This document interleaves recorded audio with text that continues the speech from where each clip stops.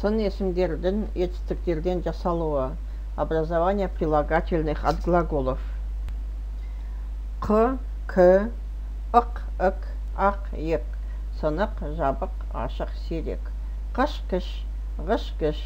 Сенгіш, сезгіш, тапқыш, тоңғыш. Қыр, кір, ғыр, гір. Тапқыр, өткір, білгір, ұшқыр. Ніді, інді, ныды, ынды. Туынды, жаттанды, жасанды. Нықы, інкі, ынқы, нікі. Басынқы, көтеріңкі. Маме, бабе, папе. Қызба, өспе, даурықпа, құрама. Малы, мелі, балы, белі, палы, пелі. Ауыспалы, таңдамалы, серіппелі, бүрмелі. Улы, улы. Зерттеулі, жинаулы, бүктеулі.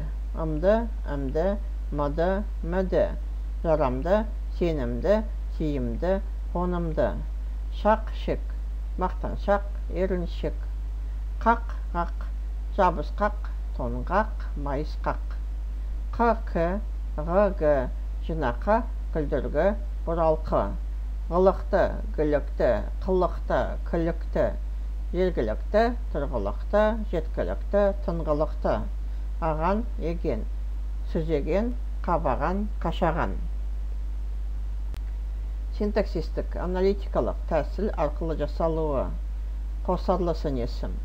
Ұзын-ұзын, биік-биік. Ұзынды қысқалы, үлкенді кішілі. Ұсақ-түйек, жаман-жаман, қоғамдық саяси, әскери саяси. Тіркесті сын есім. Қара қысқа, қызыл, ала, ақ шашты, қысқа бойлы, жібек балы, ат жақты. Тұрақты тіркес. Қолы ашық, тілі ұзын, көзі ашық, көңіл көтерерлік, күн көрерлік.